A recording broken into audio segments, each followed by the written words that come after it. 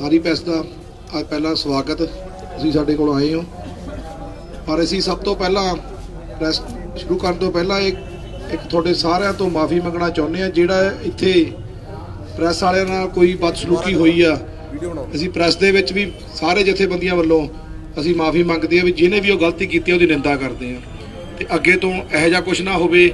ਇਹਦਾ ਅਸੀਂ ਪ੍ਰਬੰਧ ਕਰਕੇ ਰੱਖਾਂਗੇ ਪੂਰੇ ਇਕੱਠ ਦੇ ਵਿੱਚ ਵੀ ਕਿਸੇ ਵੀ ਪ੍ਰੈਸ ਦੇ ਜਿਨ੍ਹਾਂ ਨੇ ਸਾਨੂੰ ਅੱਜ ਤੱਕ ਦੇਸ਼ ਵਿਦੇਸ਼ ਤੱਕ ਪਹੁੰਚਾਇਆ, ਸਾਡੀਆਂ ਗੱਲਾਂ ਤੱਕ ਲੈ ਕੇ ਗਏ ਤੇ ਸਾਥ ਸਾਡਾ ਸੰਘਰਸ਼ ਨੂੰ ਪੂਰਾ ਦਿੱਤਾ, ਉਹਨਾਂ ਦਾ ਰਾਖੀ ਕਰਨੀ ਸਾਡਾ ਫਰਜ਼ ਬਣਦਾ। ਤੇ ਜਿਹਨੇ ਵੀ ਇਹ ਸ਼ਰਾਰਤ ਕੀਤੀ ਆ ਉਹਦੀ ਬਹੁਤ ਅਸੀਂ ਨਿੰਦਾ ਕਰਦੇ ਹਾਂ।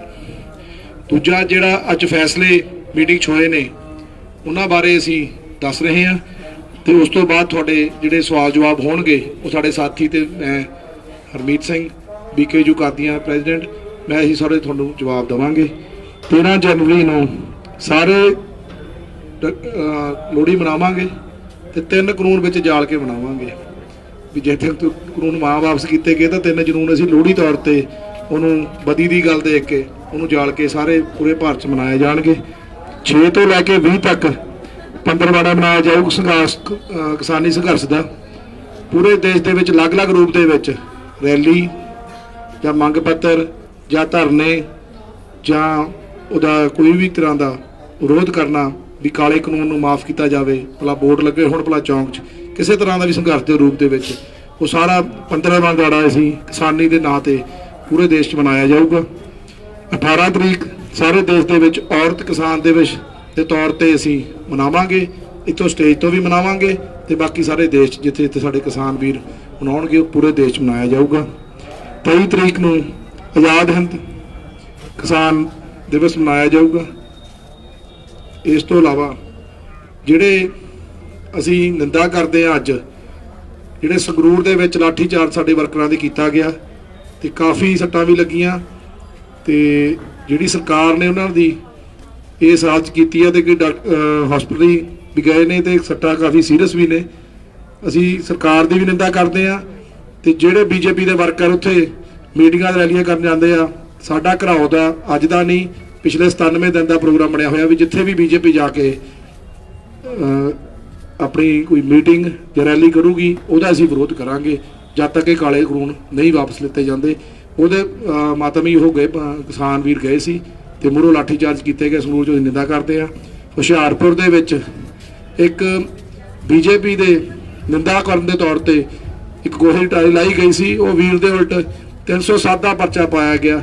ਜਿਹੜੀ ਅਸੀਂ ਇੱਥੋਂ ਫੈਸਲਾ ਕੀਤਾ ਵੀ ਉਹਦਾ ਨਿੰਦਾ ਕਰਦੇ ਆ ਵੀ ਇੱਕ ਤੇ ਗੋਹਾ ਸਿੱਟਣ ਤੇ 307 ਦੇ ਪਰਚੇ ਪਾਉਣੇ, ਨਜਾਇਜ਼ ਪਰਚੇ ਪਾਉਣੇ ਬਹੁਤ ਗਲਤ ਨੇ। ਤੇ BJP ਦਾ ਜਿਹੜਾ ਪੂਰੇ ਦੇਸ਼ ਦੇ ਵਿੱਚ ਜਿਵੇਂ ਵਿਰੋਧ ਚੱਲ ਰਿਹਾ, ਸਾਰੇ ਲੀਡਰਾਂ ਦਾ ਵਿਰੋਧ ਜਾਰੀ ਰਹੂਗਾ। ਕੱਲ ਦੀ ਮੀਟਿੰਗ ਤੇ ਸਾਡੀ ਗੌਰ ਆ ਵੀ ਸਰਕਾਰ ਕਿਹੜੇ ਹਿਸਾਬ ਨਾਲ ਲੈਂਦੀ ਆ, ਉਹਦੀ ਅੱਜ ਅਸੀਂ ਬੁਲਾਰੇ ਨਿਯੁਕਤ ਕਰ ਚੁੱਕੇ ਆ ਤੇ ਸਾਡੀ ਸਾਰੀ ਤਿਆਰੀ ਆ। ਆਪ ਦੇ ਜਿਹੜੇ 3 ਕਾਨੂੰਨ ਤੇ MSP ਨੂੰ ਨਵਾਂ ਕਾਨੂੰਨ ਬਣਾਉਣਾ, ਇਹ 2 ਮੁੱਦੇ ਆਪਣੇ ਮੇਨ ਉੱਥੇ ਰਹਿ ਗਏ ਆ ਵੀ 3 ਕਾਨੂੰਨਾਂ ਨੂੰ ਵਾਪਸ ਲੈਣਾ ਤੇ ਕਿਵੇਂ ਲਿੱਤਾ ਜਾਊਗਾ ਤੇ ਜਾਂ MSP ਦੇ ਉੱਤੇ ਕਾਨੂੰਨ ਕਿਵੇਂ ਬਣਾਏ ਜਾਣਗੇ। ਤੇ ਬਾਕੀ ਹੁਣ ਤੁਸੀਂ ਕੁਐਸਚਨਿੰਗ ਕਰ ਸਕਦੇ ਹੋ, ਤੁਹਾਡੇ ਕੋਲ ਕੁਐਸਚਨਿੰਗ ਹੋਵੇਗੀ। मैं आपको बताना चाहता हूं, थोड़ा हिंदी में बोल देते हैं जो हिंदी चैनल वाले हैं और पूरे राष्ट्र में जाना चाहिए।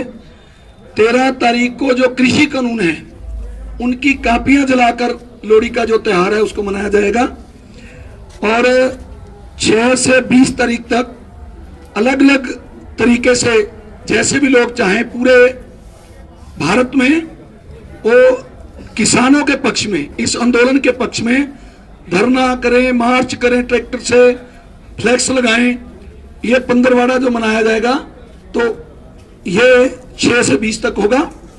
उसके अलावा 23 तारीख को जो सुभाष चंद्र जी का दिवस आ रहा है उस दिन किसान दिवस मनाया जाएगा। पहले आजाद हिंद के नाम पे मनाया जाता था और अब आजाद हिंद किसान दिवस के नाम पे मनाया जाएगा। और उसके अलावा जो आज लाठीचार्ज किया है संगरूर में, एक BJP के नेता का घेराव करने गए थे कुछ किसान, उन पे लाठीचार्ज किया पंजाब सरकार ने, उसकी सख्त निंदा करते हैं। और आपके जरिए हम उनको जो पंजाब सरकार है उसको अवगत कराते हैं कि अगर आपने ये लाठीचार्ज ना बंद किया, जो ज्यादतियां ना बंद की, तो वहां भी मोर्चे उनके खिलाफ खुलेंगे। उनको चेतावनी देते हैं आपके जरिए से। इसी तरह होशियारपुर में जो तीक्ष्ण सूद वहां से साबका कैबिनेट मिनिस्टर हैं, उन्होंने निंदा की थी किसानों की और बोला था कि दिल्ली में पिकनिक मनाने गए हैं, तो लड़कों को उकसाया था। तो उन लड़कों ने वहां जाके गोबर की ट्रॉली उतार दी उनके गेट के आगे। तो देखिए कितना ये सरकारें हो, चाहे कांग्रेस की सरकार हो, चाहे वो बीजेपी की सरकार हो, तो किसान के साथ कैसे करते हैं। ये कह सकते हैं कि लोकतंत्र को खत्म कर रहे हैं, संविधानिक तौर पे गलत कर रहे हैं। तो उनके ऊपर 452 का पर्चा और 307 का पर्चा, ये दोनों ही पर्चे तब होते हैं अगर कोई फौजदारी हो, तो कोई झगड़ा हो तो ये क्रिमिनल एक्ट है। उन्होंने कोई क्राइम नहीं किया, केवल गोबर की ट्रॉली दी है और वो गोबर की ट्रॉली के नाम पर उनके ऊपर पर्चे किए गए। और हम आपके माध्यम से यह भी बताएंगे, कल वहां बड़ी संख्या में जो आसपास के संगठन है, वो उनके जो सेक्रेटरीट है, जो हेडक्वार्टर है, वहां धरना कर रहे हैं और सरकार को चेतावनी दे रहे हैं कि इन सभी पर्चों को कैंसिल करें। और जो भद्दी शब्दावली उन्होंने इस्तेमाल किया है, जो साबका कैबिनेट मिनिस्टर तीक्ष्ण सूद है, वो मीडिया में भी है, उनके ऊपर पर्चा किया जाए, क्योंकि बहुत भद्दी शब्दावली उन्होंने वहां बोली है। तो ये सारी बातें आपको मैं अपने माध्यम से बताना चाहता था। और उसके आगे मैं अपने साथी बोलूंगा, हरसिलेंद्र जी बोलेंगे कुछ। मैं हरसिलेंद्र सिंह दुआबा किसान संघर्ष कमेटी प्रधान यही कहना चाਹੁੰਦਾ कि ਜਿਹੜੇ ਕਿਸਾਨਾਂ ਤੇ ਪਰਚੇ ਨਜਾਇਜ਼ ਕਰ ਰਹੇ ਆ, ਉਹਦੇ ਬਾਜ਼ ਆ ਜਾਵੇ ਸਰਕਾਰ, ਪੰਜਾਬ ਸਰਕਾਰ, ਸੈਂਟਰ ਸਰਕਾਰ। ਜੇਕਰ ਇਸ ਤਰ੍ਹਾਂ ਕਰਦੀ ਰਹੀ ਤੇ ਉਹ ਫਿਰ ਤੁਹਾਡੀ ਕੰਟਰੋਲ ਤੋਂ ਬਾਹਰ ਹੋ ਜੂ ਕੰਮ। ਉਸ ਨੂੰ ਇਸ ਗੱਲ ਤੇ ਬਹੁਤ ਸਖਤ ਧਿਆਨ ਦੇਣਾ ਚਾਹੀਦਾ ਸਰਕਾਰ ਨੂੰ, ਪੰਜਾਬ ਸਰਕਾਰ ਨੂੰ, ਕਿ ਬਿਲਕੁਲ ਨਜਾਇਜ਼ ਪਰਚੇ ਕੱਟੇ ਗਏ ਆ।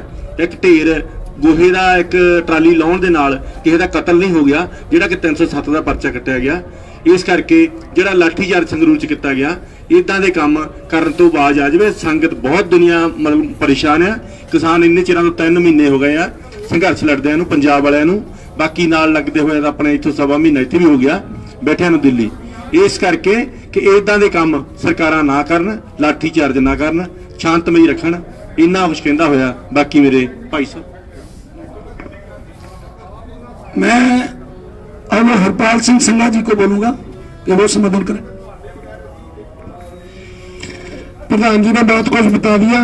मैं आजाद किसान कमेटी दुआबा की ओर से हरपाल सिंह संघा बोल रहा हूँ। प्रधान जी ने और साडे राय साहब ने बहुत कुछ बता दिया। आज एक और खबर आ रही है कि यूपी में जो शाहजहांपुर से किसान नाका तोड़ के आगे आए थे, एक बार दोबारा पुलिस ने फिर उनके ऊपर लाठीचार्ज कर दिया। अभी की लेट खबर है। हम जहां भी पुलिस ऐसे कर रही है, जहां भी कोई ऐसी बात कर रही है कि क्योंकि किसान जो है शांतमय प्रोटेस्ट कर रहे हैं, किसी जगह भी ऐसा हमारे किसान है जो कोई वायलेंस की बात से बात नहीं कर रहे, पर फिर भी सरकारें उनको उकसा रही है, जो जहां उसको भड़काकर ऐसा न कुछ किया जा सके। हम उन सभी की निंदा करते हैं। तो अभी आपका जो प्रश्न काल है वो चलेगा। अपने साथी को ये कहूंगा भी वो कुछ विचार इसके आगे रखे। देखिए, मैं ओंकार सिंह अगौर, जनरल सेक्रेटरी भारतीय किसान यूनियन राजेवाल। आंदोलन का आज 37वां दिन है। जो सरकार है, केंद्र सरकार, वो अपना वतीरा, जो अड़ियल वतीरा हटकर जो हटधर्मी बना रही है, उसको ये छोड़ना चाहिए और इसका भी संज्ञान लेना चाहिए। और सरकार के मुंह पे मैं समझता हूँ कि चपेट है। जो ऐसे हालात में किसान बैठे हैं, जहाँ ठंड में बैठे हैं, बुजुर्ग हैं और सुविधा भावी जो हमारे भाई है वो पूरी दे रहे हैं, लेकिन सरकार है उसको इसकी चिंता नहीं है। ये शर्म वाली बात है सरकार के लिए। मैं इतना ही कहूँ। मैं फरमान सिंह संधू, प्रधान भारतीय किसान यूनियन पंजाब। मैं संगरूर ਦੇ ਵਿੱਚ ਜਿਹੜਾ ਅੱਜ ਲਾਠੀਚਾਰਜ ਭਾਜਪਾਈਆਂ ਨੇ ਕਰਵਾਇਆ ਹੈ ਕਿਸਾਨਾਂ ਤੇ, ਉਹ ਬਹੁਤ ਮੰਦਭਾਗਾ। ਅਸੀਂ ਉਹਦੀ ਨਿੰਦਿਆ ਕਰਦੇ ਹਾਂ। ਤੇ ਜਿਹੜਾ ਪ੍ਰਧਾਨ ਮੰਤਰੀ ਹੈ ਨਰਿੰਦਰ ਮੋਦੀ, ਇਹਨੇ ਅਡਾਨੀ ਬਾਨੀ ਦੇ ਕਿਸੇ ਵੀ ਨੁਕਸਾਨ ਤੇ 2-3 ਵਾਰ ਇਹ ਬੋਲਿਆ ਹੈ ਤੇ ਸਾਡੇ 60 ਕਿਸਾਨ ਸ਼ਹੀਦ ਹੋ ਚੁੱਕੇ ਨੇ, ਜਿਨ੍ਹਾਂ ਤੇ ਇੱਕ ਵਾਰ ਵੀ ਪ੍ਰਧਾਨ ਮੰਤਰੀ ਨਹੀਂ ਬੋਲਿਆ। ਇਹ ਵੀ ਬਹੁਤ ਮੰਦਭਾਗੀ ਗੱਲ ਆ।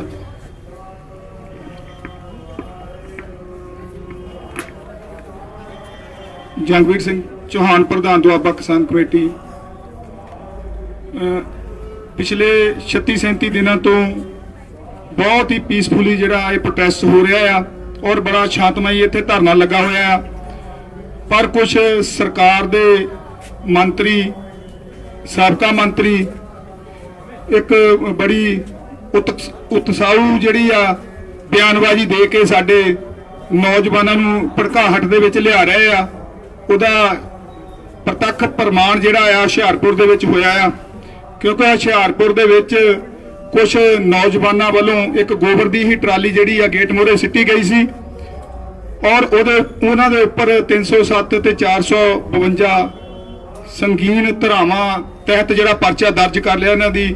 ਮੈਂ ਇੱਥੇ ਨਿੰਦਾ ਕਰਦਾ ਹਾਂ ਕਿ ਇਹੋ ਜਿਹਾ ਐਡੇ ਵੱਡੇ ਕਤਲ ਦੇ ਪਰਚੇ ਦਰਜ ਕਰਨੇ ਬਹੁਤ ਹੀ ਜਿਹੜਾ ਇਹਨਾਂ ਵਾਸਤੇ ਘਟੀਆ ਕੰਮ ਆ।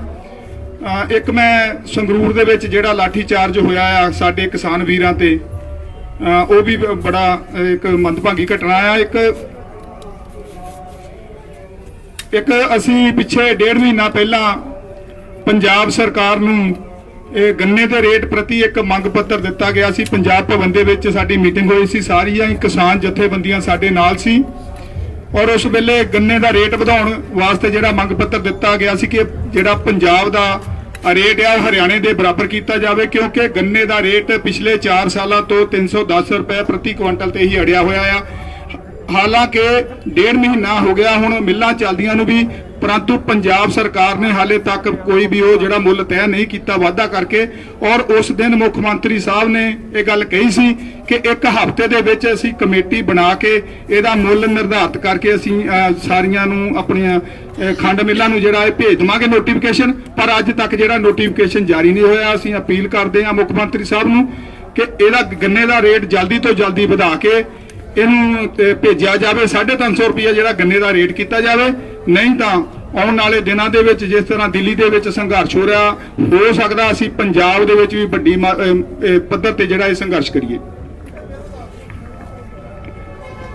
ਜਿਹੜੀ ਕੱਲ ਦੀ ਮੀਟਿੰਗ ਦੀ ਸਾਡੀ ਤਿਆਰੀ ਆ, ਮੇਨਲੀ ਜਿਹੜਾ ਹੈਗਾ ਅਸੀਂ 3 ਜਿਹੜੇ ਬਿੱਲ ਨੇ ਉਹ ਤੇ ਫੋਕਸ ਆ ਤੇ ਉਹ ਵਾਪਸ ਕਰਾਉਣੇ ਤੇ ਰੱਦ ਕਰਾਉਣ ਤੱਕ ਇਹ ਸੰਘਰਸ਼ ਜਾਰੀ ਰਹੂਗਾ। ਤੇ ਜਿਹੜਾ MSP ਦੇ ਉੱਤੇ ਜਿਹੜਾ ਕਾਨੂੰਨ ਬਣਾਉਣਾ ਉਹਦੇ ਤੇ ਮੀਟਿੰਗ ਹੈਗੀ ਆ। ਕੋਈ ਕੁਐਸਚਨਿੰਗ ਹੈਗੀ ਆ ਦੱਸੋ।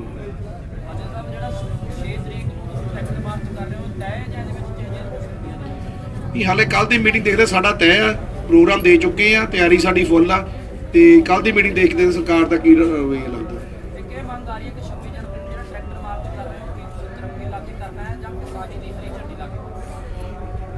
ਹਰੀ ਝੰਡੀ ਵੀ ਤੇ ਤਿਰੰਗੇ ਵੀ, ਹਰੀ ਝੰਡੀ ਲੱਗੇ ਹੋਏ ਆ ਪਹਿਲਾਂ ਹੀ। ਉਹਦਾ 26 ਜਨਵਰੀ ਜਿਹੜੇ ਕਨਸਟੀਟਿਊਸ਼ਨ ਨੂੰ ਮੰਨਦੇ ਆ ਉਹ ਨਹੀਂ ਮੰਨਦੇ ਪਏ, ਜਿਹੜੇ ਸਟੇਟ ਦੇ ਹੈਗੇ ਆ ਹੱਕ ਉਹ ਨਹੀਂ ਦੇ ਰਹੇ ਫੈਡਰਲ ਢਾਂਚੇ ਦੇ ਵਿੱਚ ਰੂਲਸ ਬਣਾਈ ਉਹਦੇ ਕਰਕੇ। ਇਹ ਤੁਹਾਨੂੰ ਅਗਲੇ ਮੀਟਿੰਗ 'ਚ ਕਲੀਅਰ ਕਰ ਦਾਂਗੇ ਸਰ। 26 ਜਨਵਰੀ ਬਹੁਤ ਦੂਰ ਆ, ਹਾਲੇ ਕੱਲ ਦੀ ਮੀਟਿੰਗ ਬਾਰੇ ਪੁੱਛੋ। ਇਹ ਵੀ ਪਰਸੋਂ ਤੁਹਾਡੀ BC 'ਚ ਗੱਲ ਕਰਦਾ। ਕੱਲ ਨੂੰ ਮੀਟਿੰਗ ਜਿਹੜੀ ਹੈਗੀ ਉਹ ਤੇ ਦੱਸਿਓ। ਇਹ ਪ੍ਰੋਗਰਾਮ ਕਲੀਅਰ ਹੋ ਚੁੱਕੇ ਆ, BCA ਦੀ ਹੋ ਚੁੱਕੀ ਆ ਦਿੱਲੀ ਦੇ ਵਿੱਚ।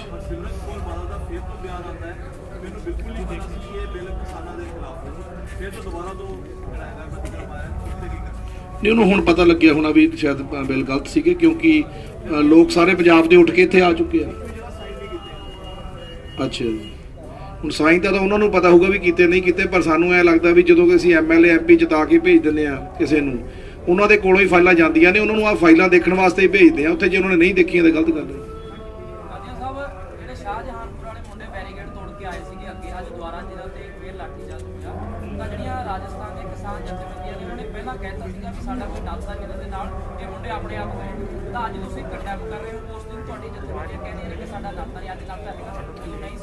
ਨਹੀਂ, ਉਹ ਸਾਡੇ ਜਥੇਬੰਦੀਆਂ ਨੇ ਪਹਿਲਾਂ ਵੀ ਆਏ ਨੇ, ਅਸੀਂ ਕਦੀ ਕਰਪਟ ਨਹੀਂ ਕੀਤਾ ਵੀ ਉਹ ਸਾਡੇ ਨਹੀਂ ਹੈਗੇ, ਨਾ ਕਿਸੇ ਜਥੇਬੰਦੀ ਨੇ ਕੀਤਾ। ਉੱਥੇ ਕਿਸੇ ਨੇ ਕਹਾਤਾ ਹੋਣਾ, ਜਿਵੇਂ ਅੱਗੇ ਭਾਨੂ ਜੀ ਨੇ ਕਹਿਤਾ ਸੀਗਾ ਵੀ ਕੋਈ ਅਸੀਂ ਵੀ ਲੈਂਦੇ ਆ ਵਾਪਸ, ਵੀ ਸਾਨੂੰ ਲਾਅ ਚੰਗੇ ਨੇ, ਸਰਕਾਰਾਂ ਇਹੋ ਜਿਹਾ ਕੁਝ ਕਰਦੀਆਂ ਹੁੰਦੀਆਂ। ਜੇ ਅਸੀਂ ਕਮੈਂਟ ਕਰ ਰਹੇ ਹਾਂ ਵੀ ਸਾਡੀ ਜਥੇਬੰਦੀਆਂ ਦੇ ਬੰਦੇ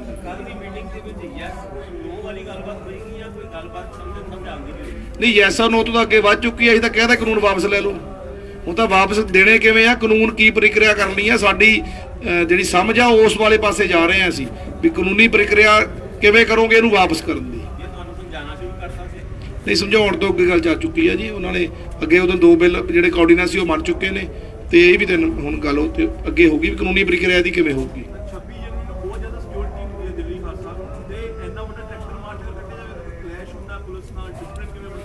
ਇਹ ਫਿਰ ਮੌਕੇ ਤੇ ਦੇਖਿਆ ਜਾਊਗਾ, ਸਰਕਾਰ ਨੇ ਸੋਚਣਾ ਇਹ ਗੱਲ ਤਾਂ। ਅਸੀਂ ਤਾਂ ਆਪਣੀ ਕਾਲ ਦੇਤੀ ਆ। ਜਾਨਾਂ ਬਹੁਤ ਜਾਰੀਆਂ ਨੇ। ਅੱਜ ਇੱਕ ਮਤਲਬ ਕੈਮਰੇ ਤੇ ਹੀ ਜਾਂਚ ਚਲੇਗੀ ਕਬੂਤਰ ਦੀ, ਸ਼ਾਇਦ ਤੁਸੀਂ ਉਹ ਵੀਡੀਓ ਦੇਖੀ ਹੋਵੇ।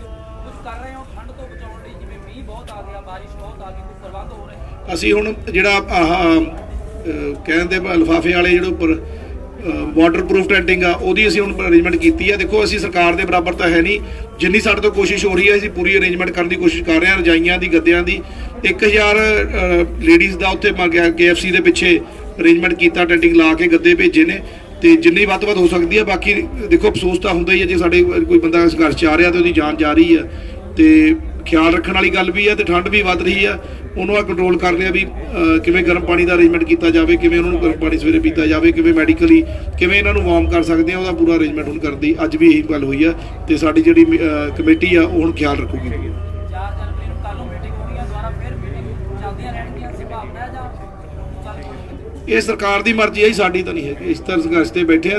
3 ਲੋ ਜਦ ਤੱਕ ਵਾਪਸ ਨਹੀਂ ਹੁੰਦੇ, ਸਾਨੂੰ 4 ਦੀ ਹੋਵੇ ਭਲਾ 14 ਦੀ ਹੋਵੇ, ਸਾਡਾ ਜਿਹੜਾ ਫੈਸਲਾ ਅਟੱਲ ਆ ਵੀ ਜਦ ਤੱਕ 3 ਲੋ ਵਾਪਸ ਨਹੀਂ ਹੁੰਦੇ ਜਦ ਤੱਕ ਅਸੀਂ ਇਹ ਤੋਂ ਥੱਲੇ ਕੋਈ ਮੰਨ ਨਹੀਂ ਮੰਨਾਂਗੇ।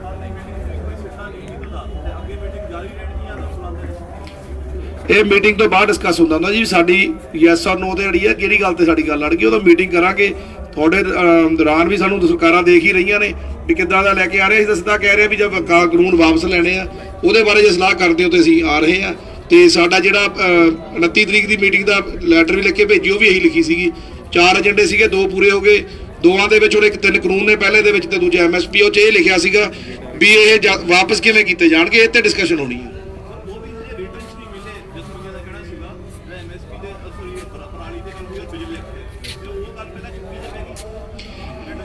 ਰਿਟਰਨ ਤੇ ਦੇਖੋ ਜਿੰਨੇ ਫੈਸਲੇ ਹੋਣਗੇ ਸਾਰੇ ਜਥੇਬੰਦੀਆਂ ਲੈ ਕੇ ਆਉਣਗੀਆਂ।